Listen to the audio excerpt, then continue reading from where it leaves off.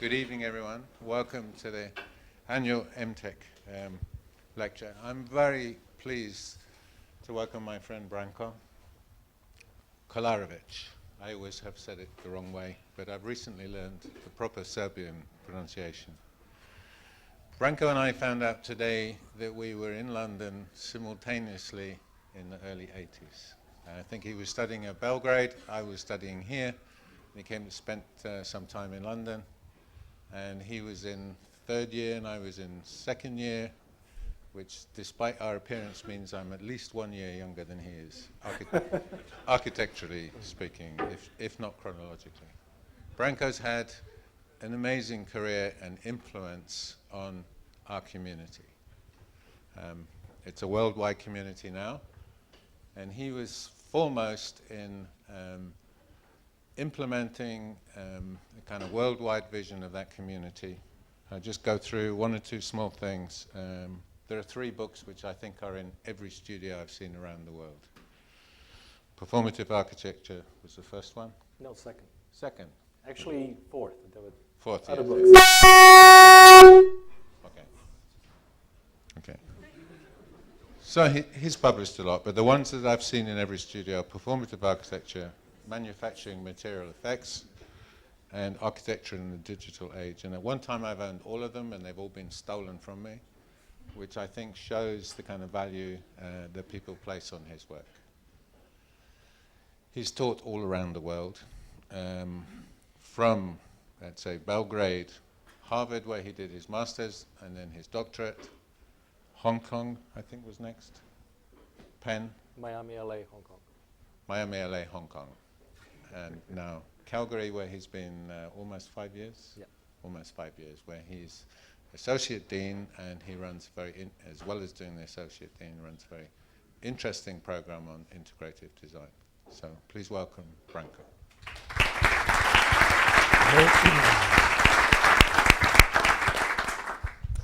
Well, it is, of course, a great honor to be here tonight to deliver the EmTech keynote lecture. And I actually want to thank Mike, the EmTech program, and the School of Architecture for the generous invitation to join you today to celebrate the kind of conclusion of the work of the current generation of EmTech students, and also to give this talk. What I'm going to do tonight is speak about something that is rather obvious, that interactive, responsive, adaptive, transformative architectures are really about change. And what I will do is show some work or make references to the works that I see as significant, that have spearheaded the kind of current fascination with things that change. Then I'll try to be a little critical of the kinds of things that are taking place, and offer some pointers to the kinds of things that we should be looking at. Mike has mentioned the books that I have edited or co-edited with other people. This is the next book, Architecture of Change. That's the working title.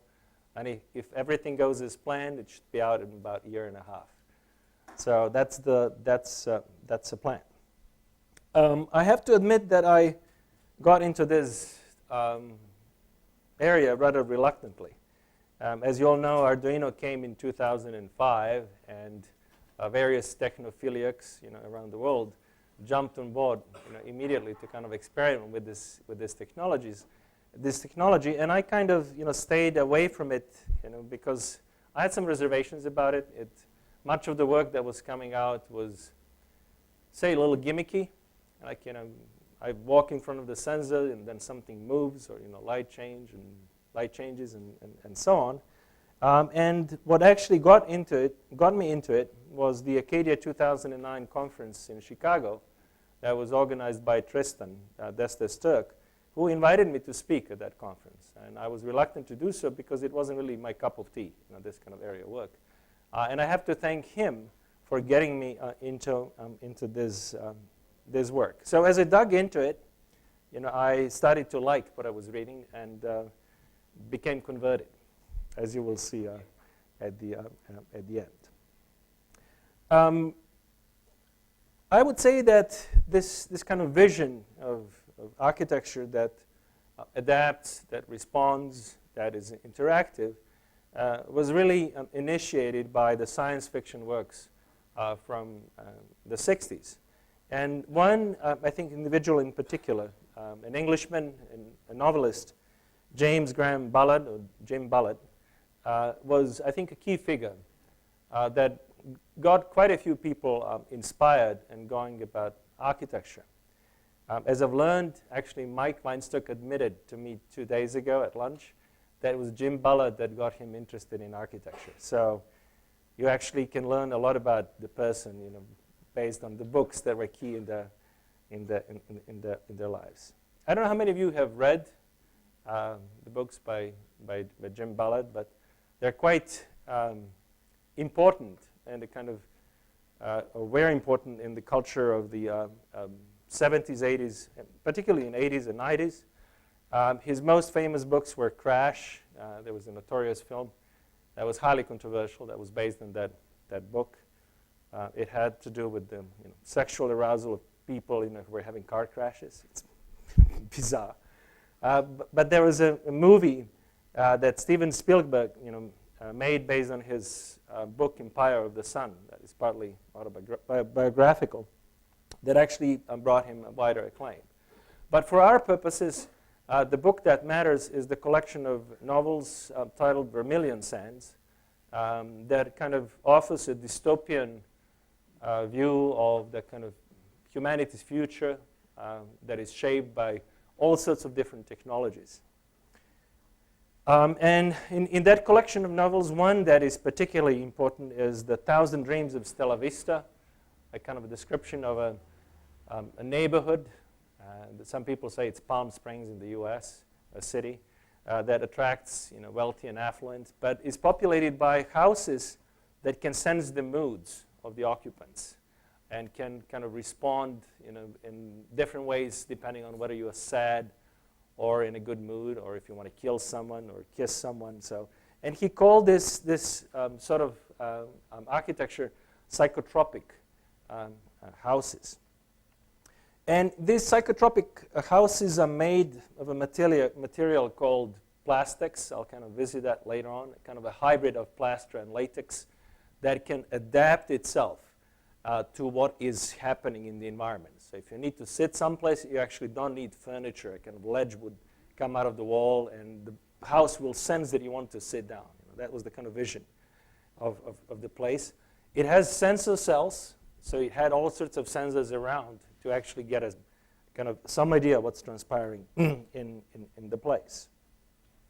So that vision of psychotropic architecture, I don't know if this was the thing that got Mike into architecture, but it's certainly rather significant in what was then being imagined in the 60s as the kind of domestic future of the world. Karl Auster, who is much later, more than 30 years later, articulated this idea of emotive architecture that actually in many ways echoes what Ballard wrote about. And according to Karl Auster, emotive houses have a character. They can have emotions. They could be unpredictable. They could be stiff. They could be unfeeling. The idea is that this kinds of architecture would create an emotional relationship between the house, its occupiers, and the kind of various elements.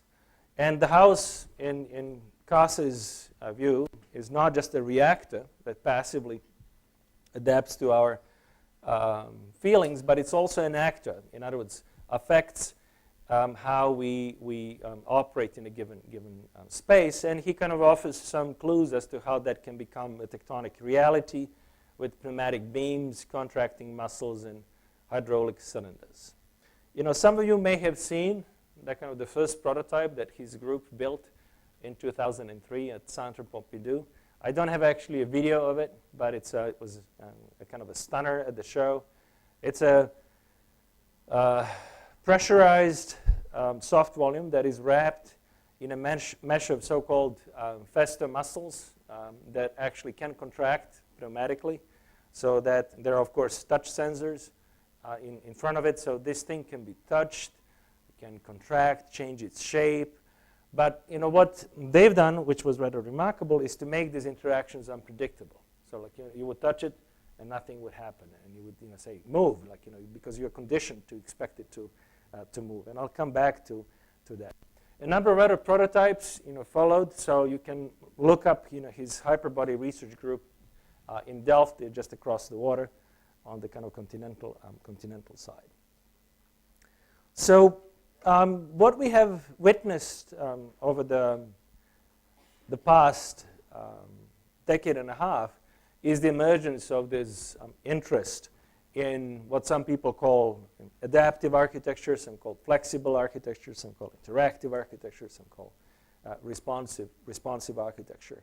And the kind of, as I've said, the notion of these adaptive, responsive, interactive environments is not new. It was imagined as part of science fiction in the 60s, but there were actually quite a few people on the architecture side that were looking at the possibilities that opened up, but with the introduction of computers into all sorts of realms, the emergence of cybernetics, which was rather significant in the 60s, and artificial intelligence. Everybody was kind of racing to imagine the future that is going to be highly automated, with all sorts of new technologies that were to be invented within a decade or two. A particularly significant figure was a psychologist, actually a non-architect, Gordon Pask, who actually taught here at the AA for quite a few years, who articulated what he called the conversation theory. It's a kind of way of us engaging not just with the technology, but with everything around us, with the environment, with the buildings, with the media, that the kind of engagement was not supposed to be one way, but it's supposed to be two-way, that we would not only be passive absorbents of things around us, but we would actually affect change in all sorts of things. It's a kind of, his manifesto, conversation theory, is really a short piece. It's a kind of 2 pages long, but it's an incredibly convoluted text. It's not kind of easy to comprehend, and I may have kind of simplified what he was after, but that's essentially the principal idea. Pask was very influential on a couple of key people who worked with him. Cedric Price, who taught here, if I'm not mistaken, from 58 to 64 or 68 to 74, and who died in 2003, who articulated the concept of anticipatory architecture. It's a kind of wonderful idea that the buildings will anticipate our actions. And he did a couple of projects. The Fun Palace, that was actually not built, but inspired some people to do some quite interesting things, and the generator. And the idea was that architecture, that is the buildings, would respond to our presence, to our actions, and in turn would shape our actions through its responses. Pask also went across the ocean to MIT and actually had a chance to work with Nicolas Negroponte as well, who, as you know, at that time, in late 60s, wrote The Architecture Machine, an incredibly influential book. And actually, more important for our discourse tonight, 5 years later, in 1975, authored The Soft Architecture Machines. The idea is that we will live in machines. Buildings will become highly automated, driven by software. So hence the kind of title, Soft Architecture Machines. And the buildings, in a kind of 4th chapter, he says, may not actually need architects. They may have a capacity to self-replicate. So those of you who know Scarlett Tibbitt's work and his interest in self-replication, if you are interested in that kind of area, you might want to look at what Negroponte had to say about the subject in the 70s. At about the same time, that is in early 70s, Charles Eastman, articulated the kind of technological description of this adaptive architecture, and he called it adaptive conditional architecture, and he clearly spelled out what are the kind of key components. There ought to be sensors. In other words, you need to get some input from the environment. There has to be some kind of control mechanism that interprets that input and then translates it into some kind of output in some kind of action that is affected by different kinds of actuators. And there is a fourth component, which is the interface between the devices and the environment and the users. And then he used the metaphor of a thermostat as the kind of perfect and the simplest embodiment of this kind of adaptive conditional technologies that we could use. And essentially, that's the makeup of almost any interactive, responsive, adaptive system that is in use today. Sensors, controls, actuators, and an interface. This is the building that defined the kind of technological capacities that I have to say, yet have to be surpassed. It was built in the 80s, designed by Jean Nouvel, the Institut du Monde Arabe in Paris. That's inspired by the mashrabiyah, the traditional latticework screens that are present in the Islamic cultures. And the idea was to kind of do a contemporary interpretation of these devices that modulate light and transparency. So as a result, the south-facing wall of the Institute consists of something like 30,000 photosensitive diaphragms, that function like camera shutters. So they can open up and close depending on the amount of sunlight. So if the cloud is passing, they'll open up. As soon as the cloud is gone, they'll close. And the idea is that you would have a constant level of light within the building. As a kind of tectonic solution that is based on kind of mechanics, it had to be, it suffered malfunctions, so it had to be maintained, had to be fixed.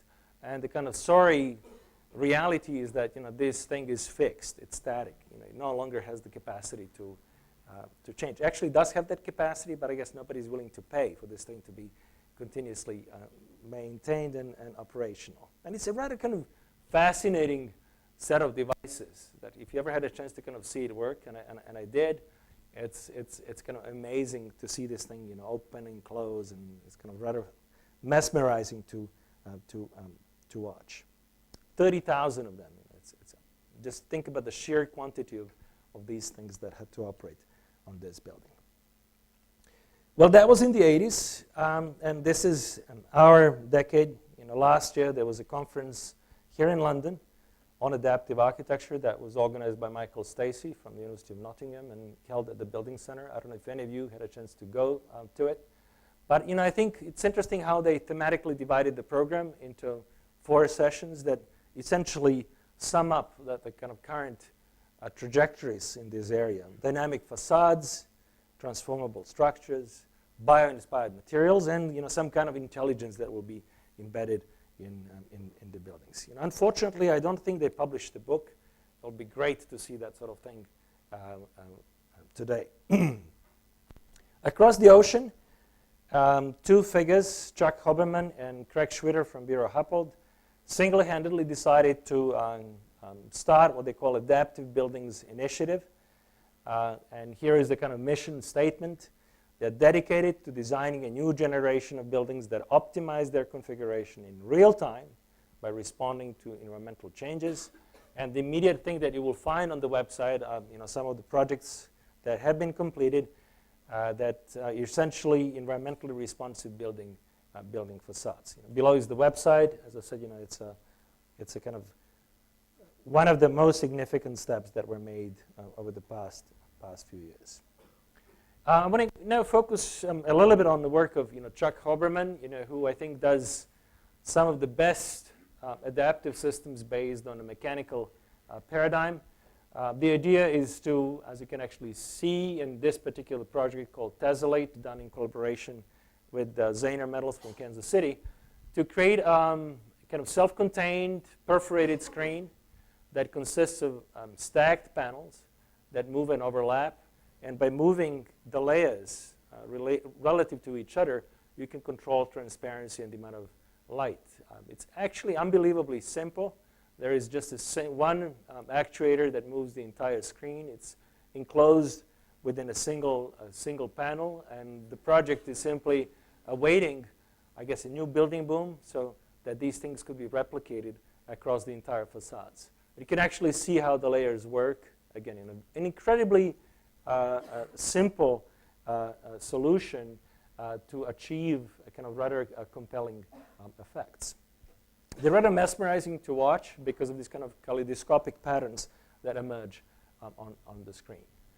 Chuck has developed a number of prototypes that were supposed to have real application, but because of the events of the past 3 years, a number of projects on which they were to be deployed were stopped.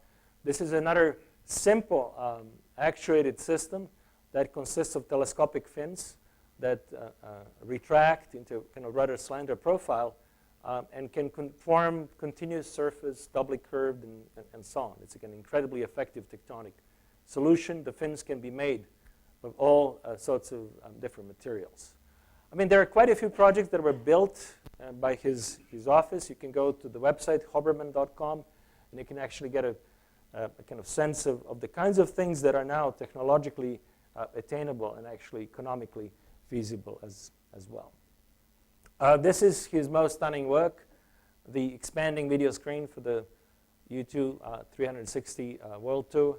It's 7 stories high, consists of 888 panels, video panels.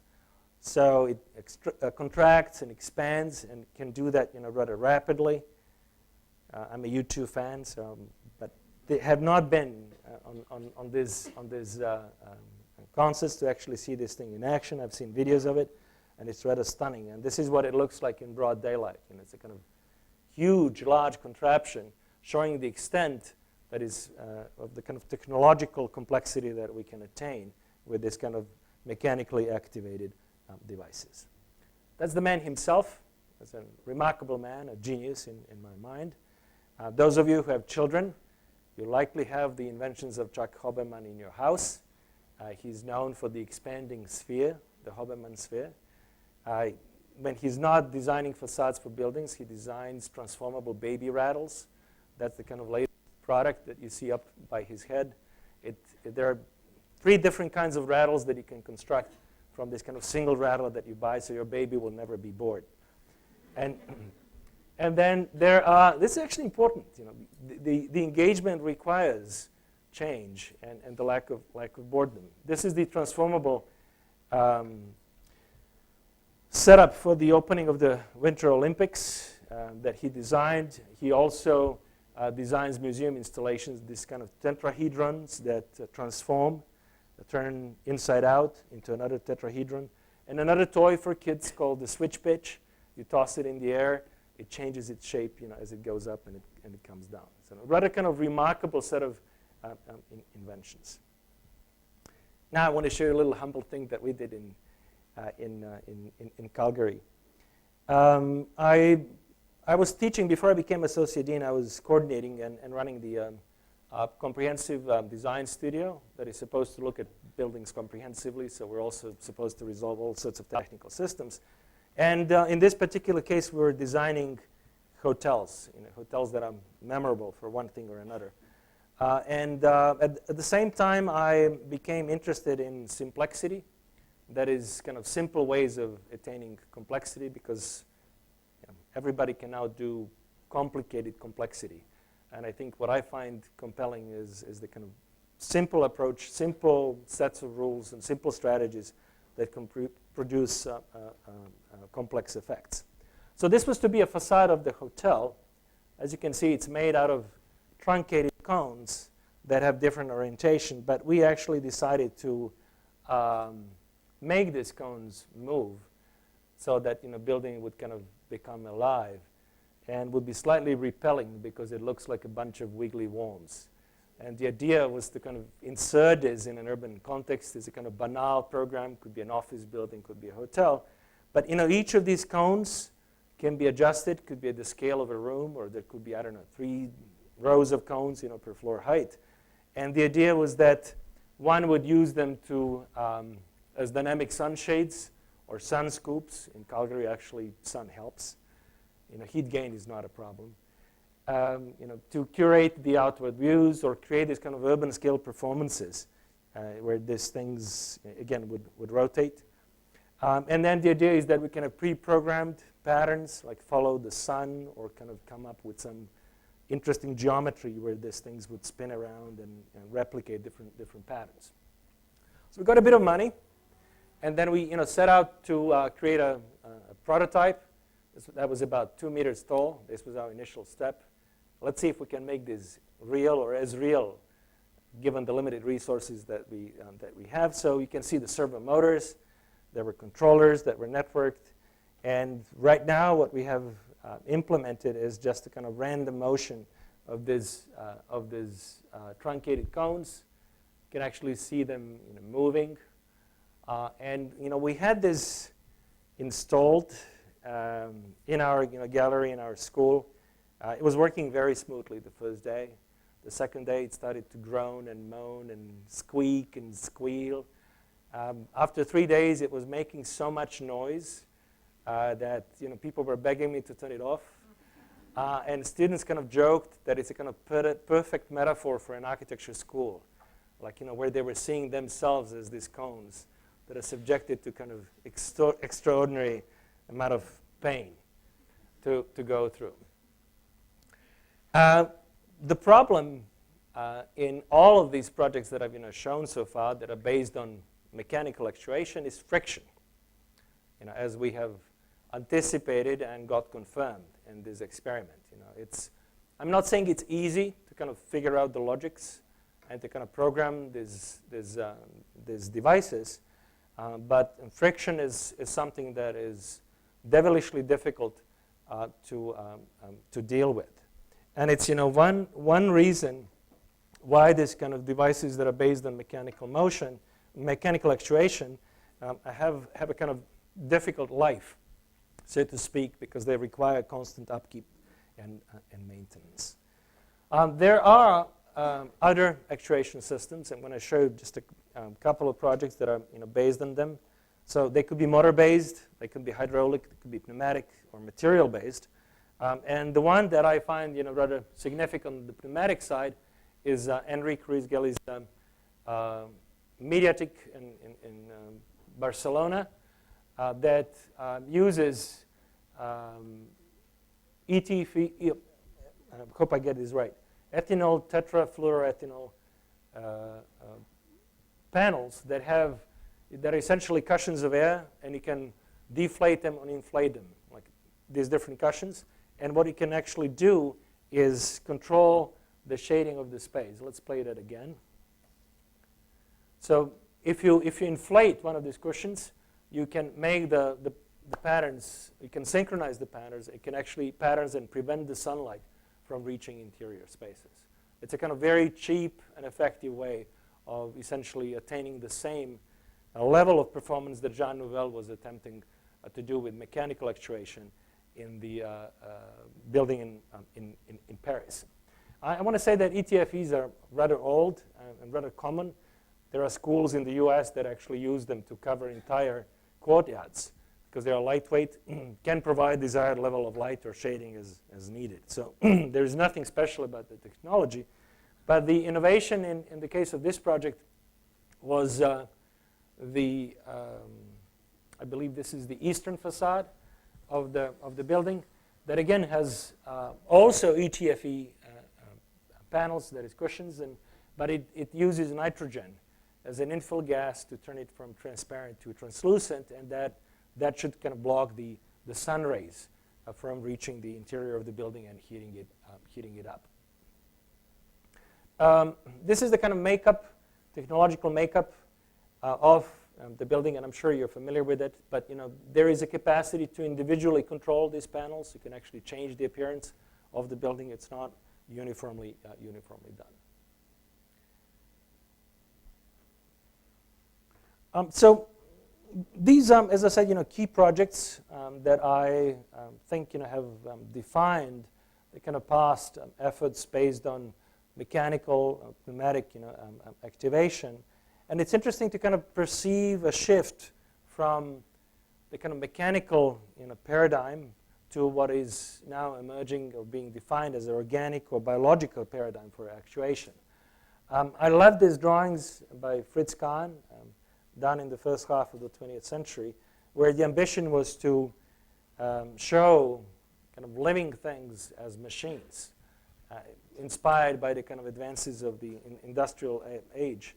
And there is a wonderful animation of the drawing that you see on the right. Man as a machine, drinking, eating, and some of you may have seen it, but beautifully, beautifully illustrated. This is where things are moving, kind of opposite what Fritz was trying to do. That is, we now want to imagine machines as living things. So the idea is that we should rely not on mechanical or pneumatic or hydraulic actuation, but we should actually use inherent material properties to affect change in tectonic assemblies. And there's a kind of bigger ambition of thinking of buildings as complete ecosystems, again articulated by another AA teacher, John Fraser, who taught here in late 80s and early 90s and actually wrote this rather seminal book titled Evolutionary Architecture. So the idea is that we should have adaptive building materials that can be actuated through their inherent properties. And then here we go back to Jim Ballard and his plastics. It's a kind of fantastic material. I wish we have it. Because as you can read here, it can reshape itself depending on what is sensed in the environment. And some of the projects that we have seen today, and especially that tensile concrete, if I can call it that way, it should have been made out of plastics, and would have been rather remarkable. It could change shape. This is some of the work across the ocean at Harvard. These are some of the things that are publicly released. There are also things that don't talk about. But these are the kinds of materials that do exist and that await application. And here I'm not listing the kind of self-cleaning materials.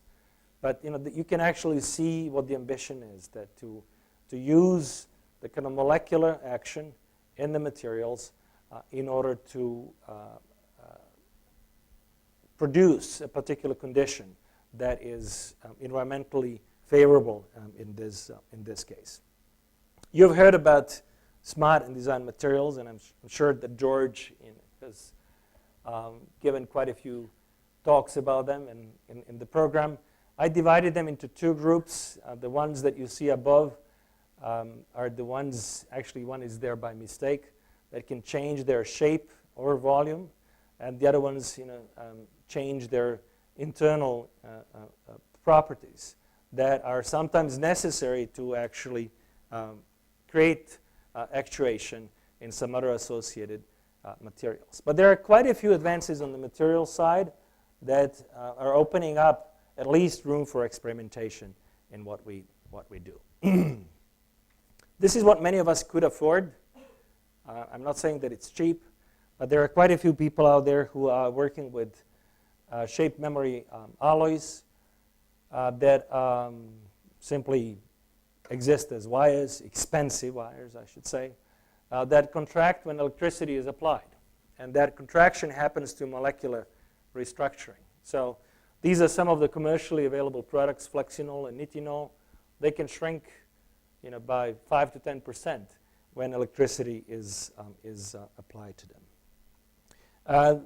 I've seen quite a few projects that actually use activation by SMA wire, but the one that I find utterly compelling and utterly beautiful is by my colleague from Canada, from University of Waterloo, Philip Beasley, who had a string of installations that culminated in this installation at the Venice Biennale in 2007 called the Hollowzoic ground.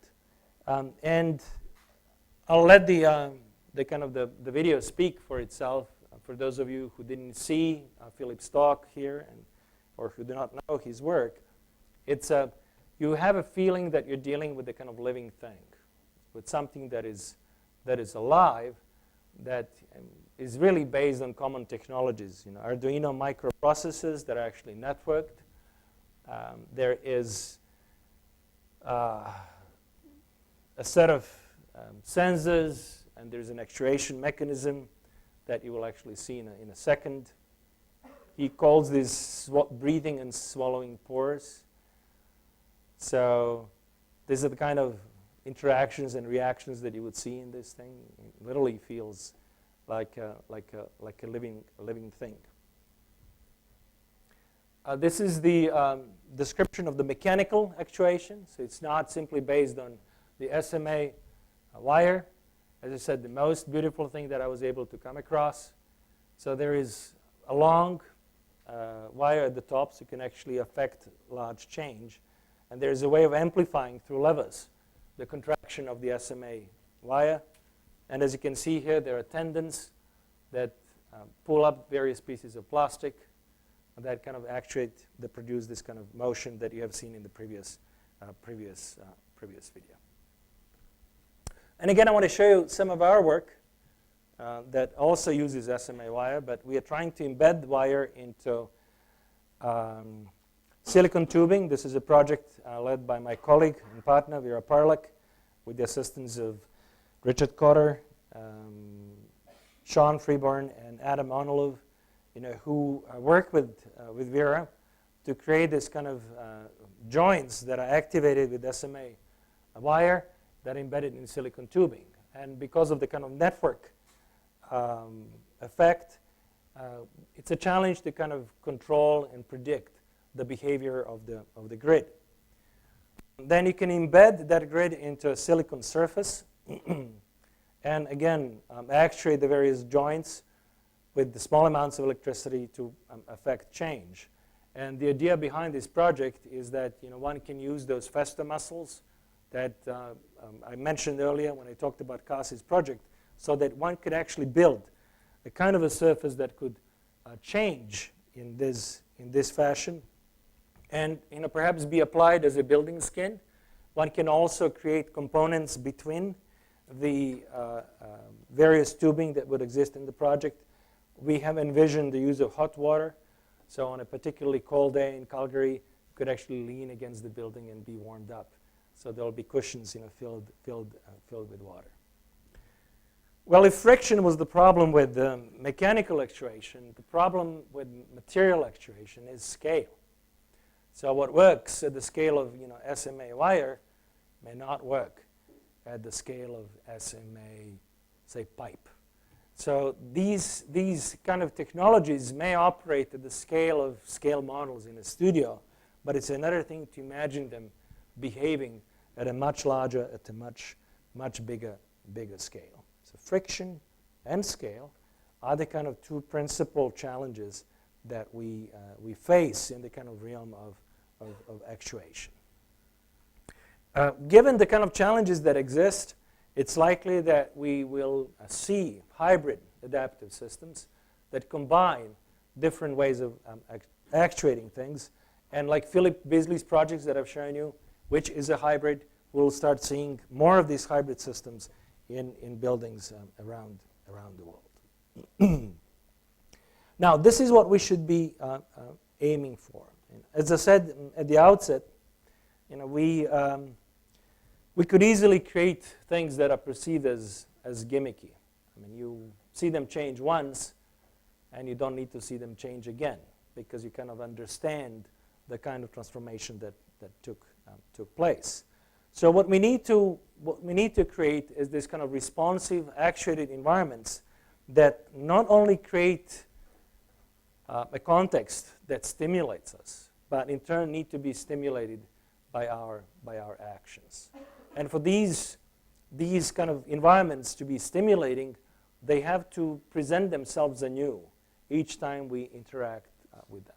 And that's in essence the kind of logic behind Paskian or Pask's conversation theory. So I would say our ambition should be to create Paskian responsive environments that have a degree of unpredictability and indeterminacy in how they react to our actions. I want to stress that we should not be striving for randomness in responses, because randomness could be quite annoying. But a user needs to have a capacity to anticipate or predict how the system would respond to changes.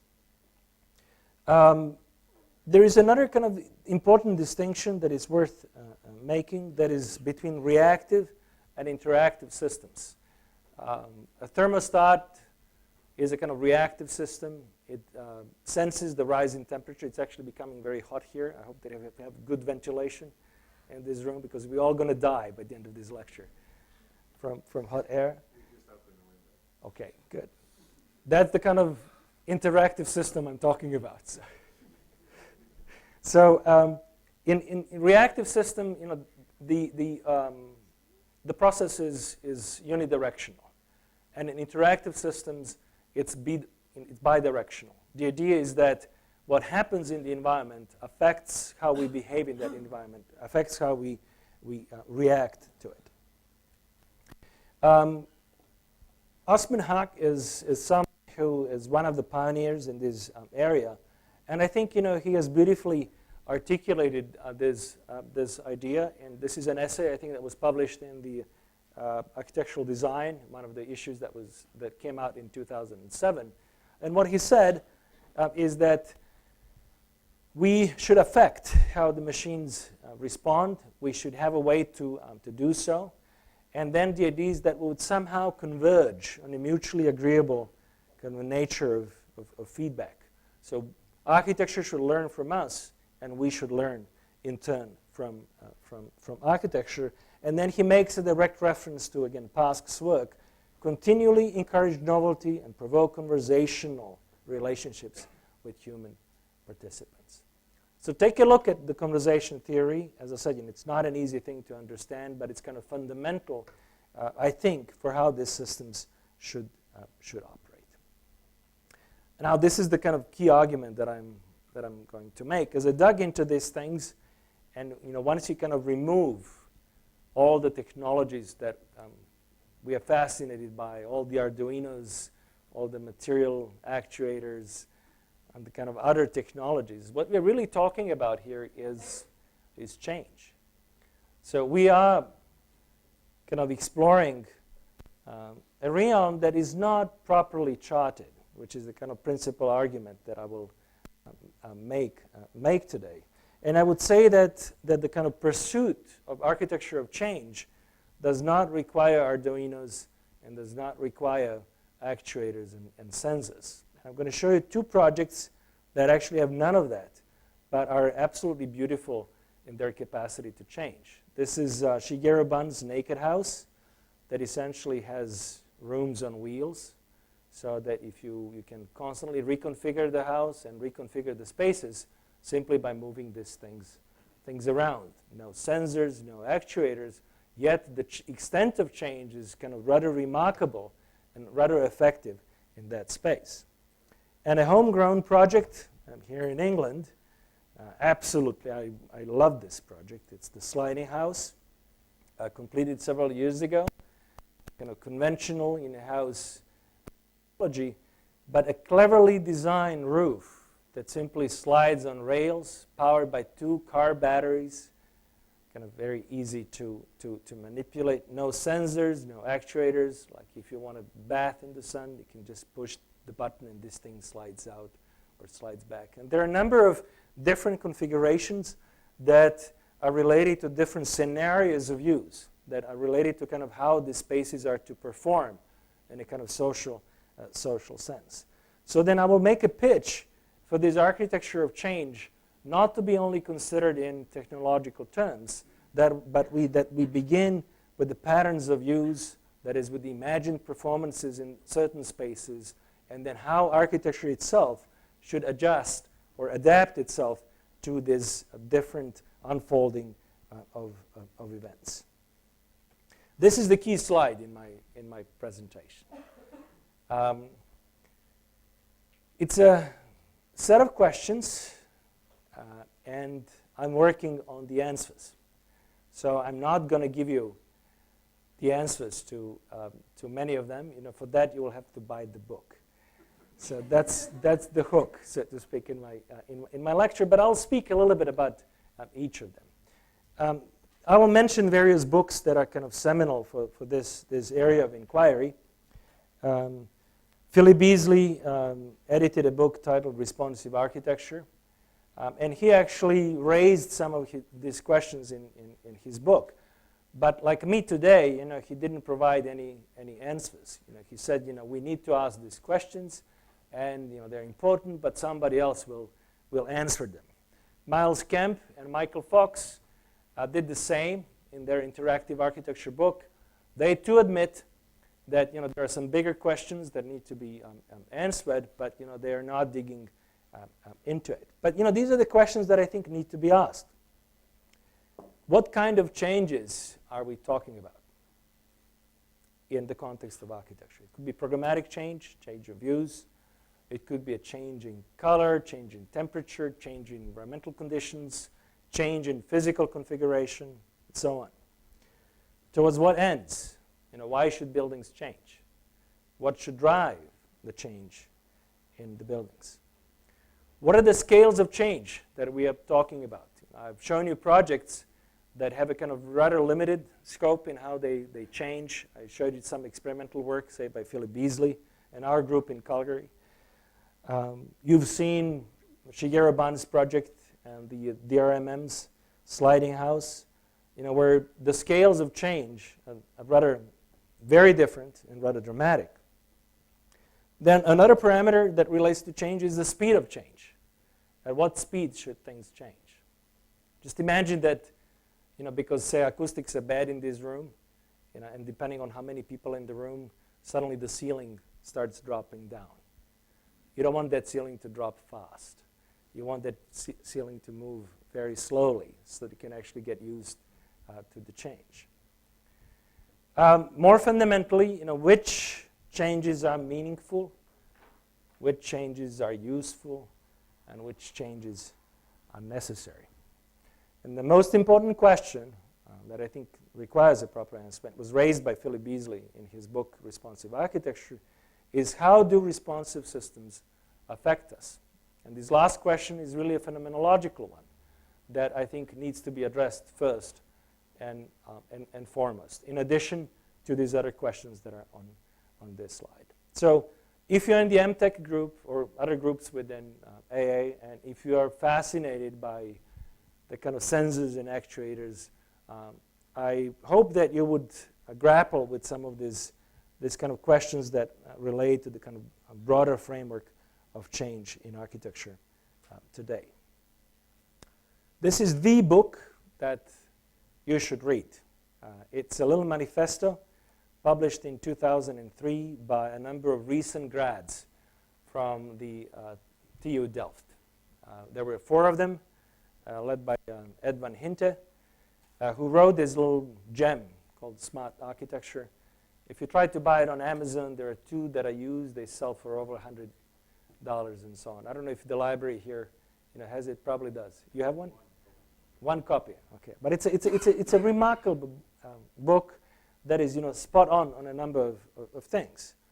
This is the kind of the bigger agenda of change. Accept the dynamics of buildings and cities can turn architectural change into an ecologically efficient process as well as a new urban experience.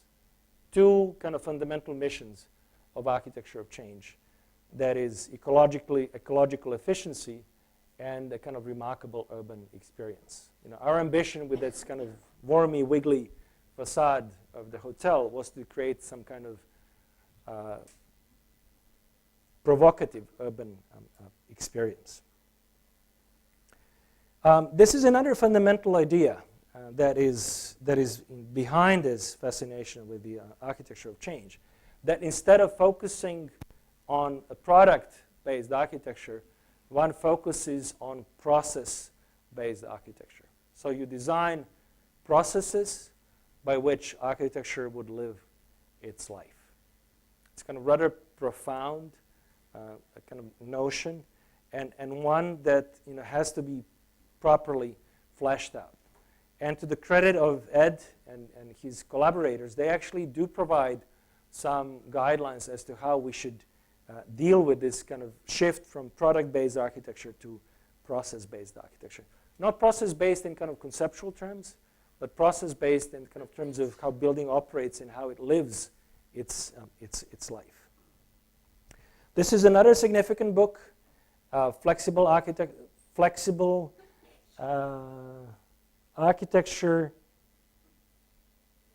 that Responds to Change.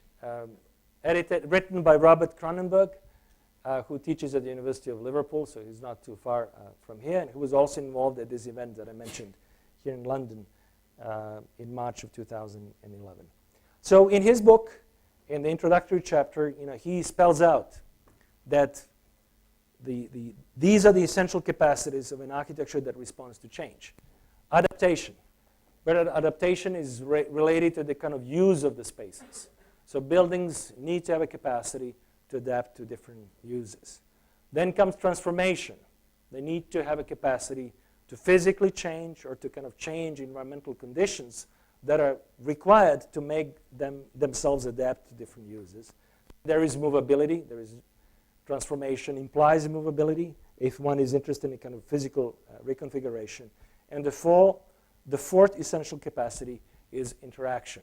One needs to have a capacity to control the way in which these changes in the environment take place. I want to go back to this book again, where what they wrote is that for an architecture to have a capacity to change over time, it needs to be thought of in terms of different layers. And these are the layers that they came up with.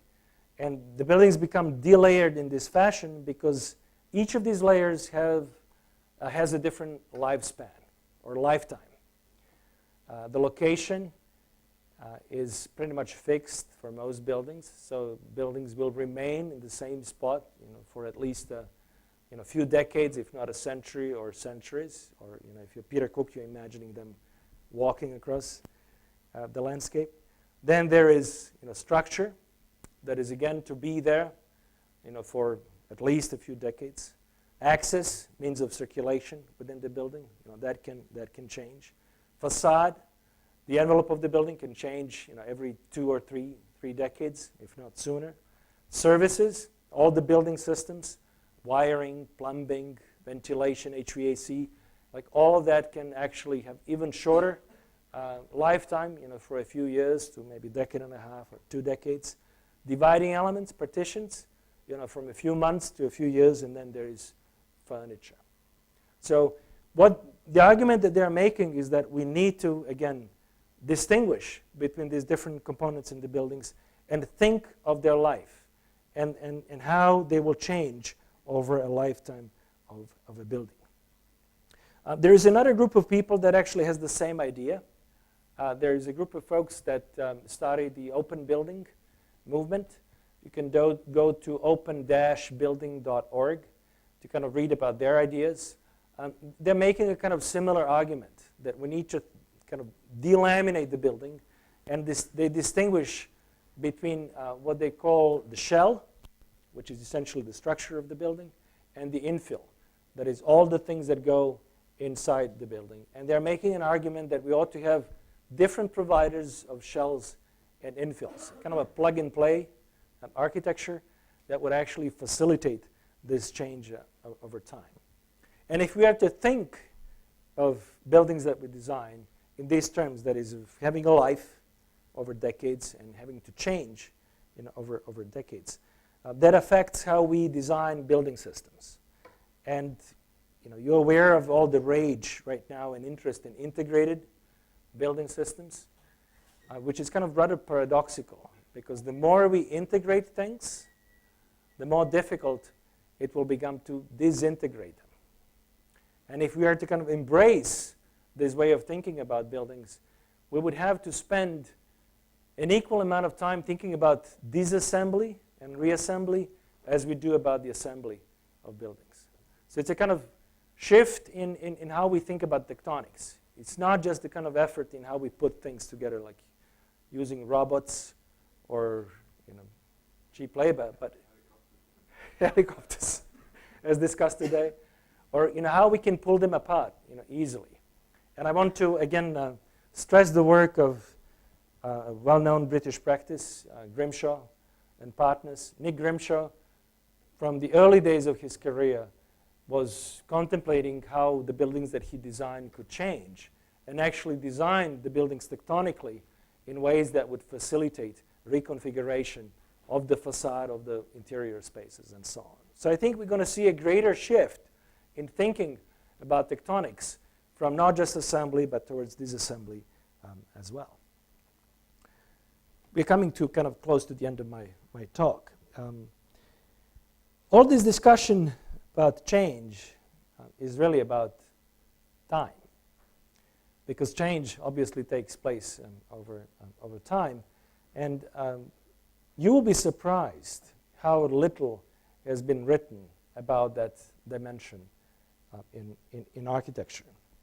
So my talk today is not only to you, my plea today to you is not only to think about the changes that could happen in the built environment, but how this dimension of time could be embedded in how we think about space. And I would finish by making a kind of a pitch that we move away from simply thinking about space and its three dimensions to incorporate time, not actually only as a conceptual dimension, but as a kind of key dimension for architecture, and then to think about performances of the spaces we design as the kind of additional dimensions that deserve to be considered as being equally important. If one were to embrace this kind of dimensional shifts from 3D to 4D to ND, I think one could come up with a proper description of this kind of vision of architecture of change, and I think one could come up with a proper manifesto or a platform on which to change architecture itself as we know it. And I want to finish my talk with this video, the kind of projection installation also here in England that is fake. It's a kind of fake change. It's just a projection. But no matter how many times I look at it, we can have sound, please, from the computer. It looks equally stunning and beautiful.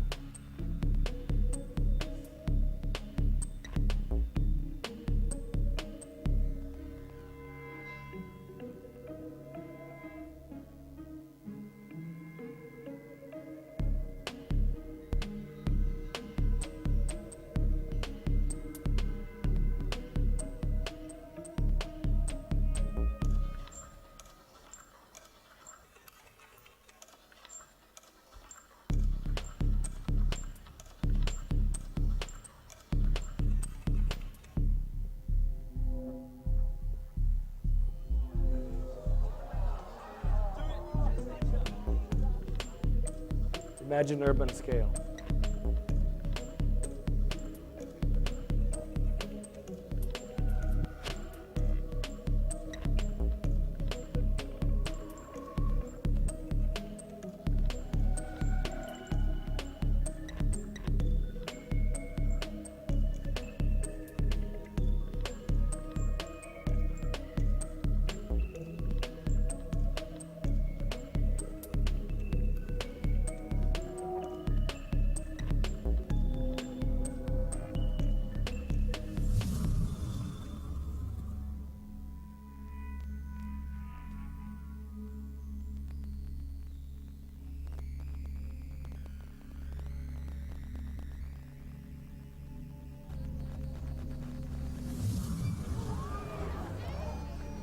Thank you.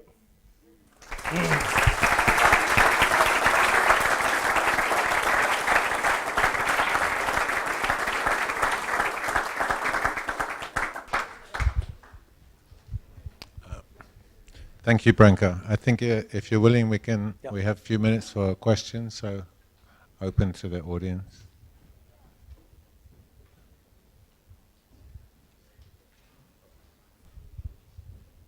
There's one in the back. Yeah. I'll repeat the question. They're going to pass you the microphone. It's really hot here. Yeah, maybe the most annoying question, or like coupled. It seems that buildings do change, but in scale of decades, like you said in your lecture, and that's proper scale for building change. And this change over the short periods, the minutes, the hours, seems more like the realm of mechanical engineers. Not that there's anything wrong with that, it's just sometimes one feels that it's out of one's scope as an architect to deal with this kind of small time scale. And I don't know, how do you feel about that? Well, I would actually challenge that. And I think Mike can correct me if I'm wrong, but the idea about the EmTech is to actually engage these technologies that are the realm of others and use them as the kind of foundation for speculative investigation of what architecture could be about. You know, the field of mechanical engineering is actually responsible for much of what is bad about architecture today. If you think of giant office towers that are with sealed windows, that you cannot get fresh air from, and so on. So I don't think that we should kind of leave things that move to mechanical engineers. Things that move ought to be, things that change, I should say, ought to be engaged head on. Chuck Hoberman is not a mechanical engineer, and yet is someone who has done truly remarkable things in different scales, from baby rattles to actually satellites in space. He's commissioned to design a satellite that expands from a tiny sphere to a huge configuration in space. So I would kind of disagree with you that we should not leave it to mechanical engineers. We should be mechanical engineers as well, but that's part of this agenda of changing architecture. Yes?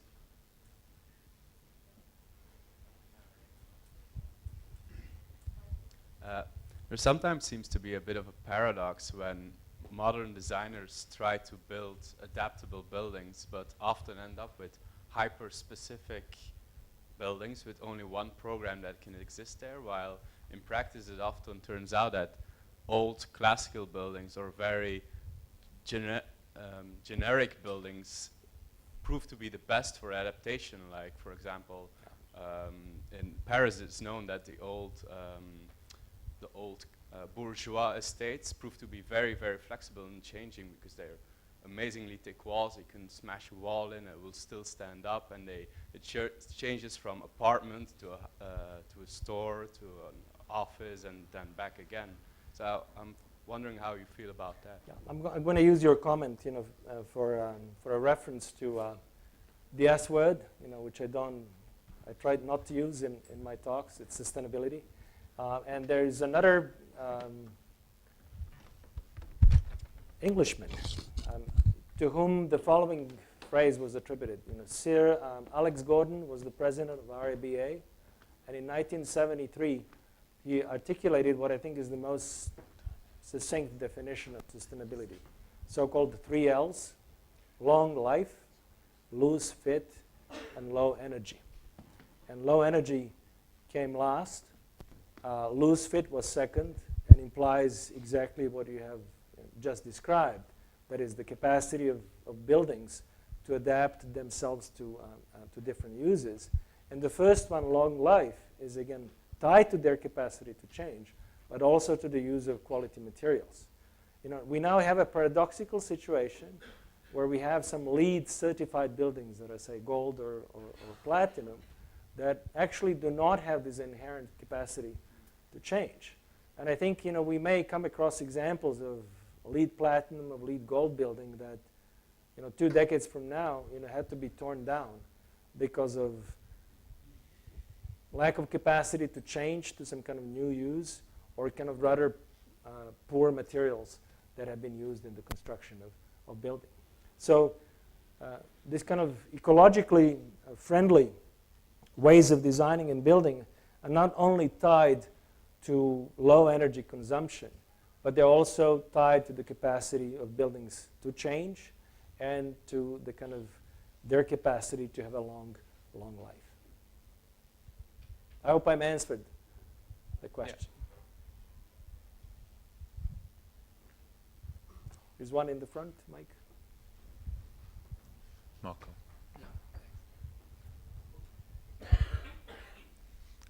Hello, I'm Marco. There is one issue for me which is quite interesting, which is the one of control. I think you mentioned the whole theory of Pascal and the conversation of systems, and I think there is this notion he mentions of the system with under-specified goals, so the system that can evolve, basically, as opposed to the thermostat, etc. And which is a very interesting notion for me, because again, it's like, it has this ability to evolve its goals, to find its goal as the conversation goes on. I mean, obviously that poses the issue of how in control you are of this. And I think that when it comes to actual real implementations of these ideas in architecture, I think often you encounter what seems to be a kind of obsession, if you want, of our society with being able to control or predict exactly what's going to happen next. And I think most of the cases, all the simulations that we do are sort of used to determine how things will behave in the future, right? And this, for me, is quite difficult to resolve as a contradiction. I don't know if you have been thinking about that as well, and what do you think could be a possible way to go through that? Well, I mentioned the degree of indeterminacy that has to be built into the system. Indeterminacy not in a kind of technical sense, but indeterminacy in our kind of capacity to determine how the system will react to what we do in a given context. So, in other words, what I would say is that the interactions should not be predictable or kind of fully anticipated. Like, there has to be some degree of novelty in how the system responds. I cited the example of the ceiling, coming down. Like, I don't know how, I would feel uneasy with the ceiling coming down, without having a clear indication that it's going to stop someplace. So, there would have to be something physical in space that I can say, okay, it's coming down, but it cannot go more than that bar. So that's the kind of degree of kind of anticipation that I was talking about. And again, it has to do with how we react to the kind of changes around us. It's one thing to change things on the facade, but it's another thing to start physically changing the space that is already occupied. For me, in that sense, it's very interesting to try, like when you talk about time, like maybe there is a way to distinguish, what the book we were writing, we're trying to distinguish between what we call soft time and real time. Like, of course, there is a moment during the design process in which you use your softwares and prediction models to actually try and simulate and predict what's going to happen. But then, at the same time, if you're thinking, with this sort of a mind frame, you know that things will happen in real time, which you cannot predict now. And so somehow you have to be able to build into the system the ability to react to that. So maybe there is a still something that has to be something that has to be kind of discovered, and for me it's quite fascinating in terms of how can we manage this transition between a moment in which we simulate things and a moment in which they begin to unfold. I would say that there is not only something to be discovered. I would actually say there is quite a bit to be discovered as to how the systems would behave. The principal argument that I'm making is that this idea of change is far from being fully and adequately explored, either conceptually, theoretically, tectonically, phenomenologically, and it's incredibly rich territory for speculative and theoretical inquiry, which is why I'm pitching it tonight. To you, I'm assuming most of your students will be doing your theses, whether the master's or doctoral level.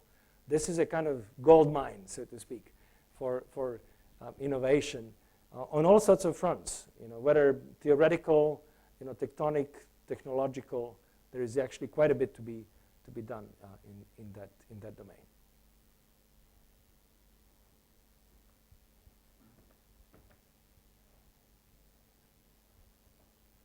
Yeah, there is one over there towards the back. Okay, I'm going to go first.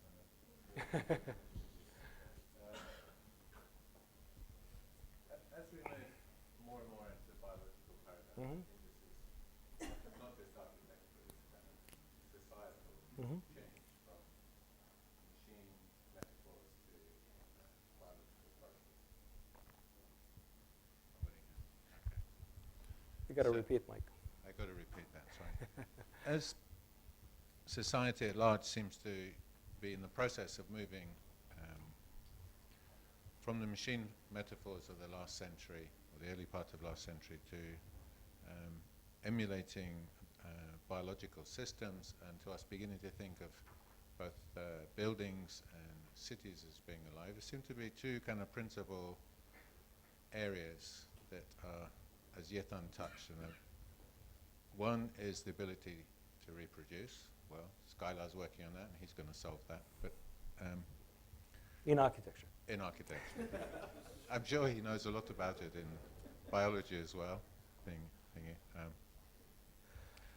But the other area that seems to me is most difficult for us, and I would ask you to kind of comment on it, is that nearly all life eats other life.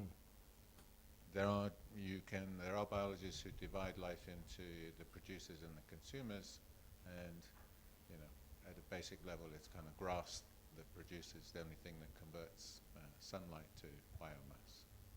But almost every other living thing eats other living things. And this seems to be a fundamental problem. If you design a building that's alive, how can you kind of configure an architecture of change that is going to eat, or consume, digest, rework other buildings or other materials? Well, there is and this may be kind of a simple answer. You mentioned grass, that is plants, that actually turn sun's energy into carbon, so to speak, carbon compounds. We now have technologies that harvest the energy of the sun.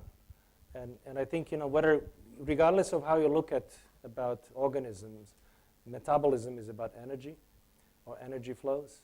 So then in a case of buildings metabolism, as long as we could harvest this energy that kind of comes for free around us, from sun, or through wind, or through water's movement, I think we should be okay. Like the buildings will kind of produce what they eat. Is how I would put it. It's another thing. The rainwater could be collected and stored, for the kind of internal functioning of the buildings. And I think there is enough of that discourse and material. There is enough technologies that we could actually, think of buildings that are not only net zero in terms of energy production, but also kind of zero waste in how they recycle what they consume. There is an artistic outfit in the Netherlands. I think it's called Atelier van Lieshout, and then they have this kind of total visions of existence, like everything that we as humans consume, nothing gets discarded, and they have attempted to live that life of where everything, excrement and so on, everything finds its purpose in how we function. It's another work that is kind of worth looking at, because it can speak not of buildings, but the kind of human existence that is kind of total zero-sum game, so to speak. Well, I'm wondering if we do not only have to think about an architecture which changes or adapts or adopts, but if we don't actually have to change the way we think about architecture mostly in terms of durability and also in the lifespan of architecture, because traditional architecture has to last for, I don't know, 1,000 years or whatever. And that's the way how we still design buildings, but those technologies that we are incorporating, they weren't designed specifically for architecture. They come from other applications like entertainment technology or car industry or whatever, and they're not designed to last for that long. So maybe we have to change the way we think about architecture towards something which is much more temporal and much more flexible and less durable. I agree with you, and I would, perhaps offer this as a concluding, remark. And I may get into a lot of trouble for saying this, but sustainable architecture is actually an oxymoron, because architecture is inherently unsustainable. And one can only look at the pyramids in Egypt, and you cannot fight time. In other words, the buildings require something called maintenance, for them to survive over time. And that's another kind of, I didn't talk about maintenance today, and it may sound rather mundane, but if one were to consider this dimension of time in all its implications, like maintenance, would be upfront, because it's one of the kind of largest expenses in the life of a building. Like, for a typical building, the actual construction, for a typical lifespan of a building, an average building out there, the actual construction is something like 20% of its kind of overall cost.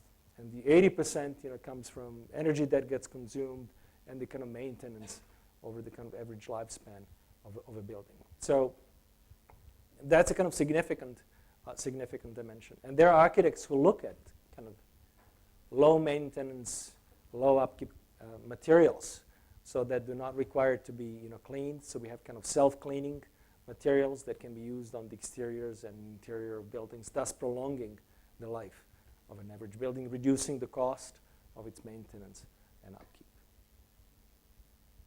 Okay, I think that will conclude. We can go to the bar and the terrace, and I'd like you to join me in thanking Branko Thank you. for his lecture. Thanks.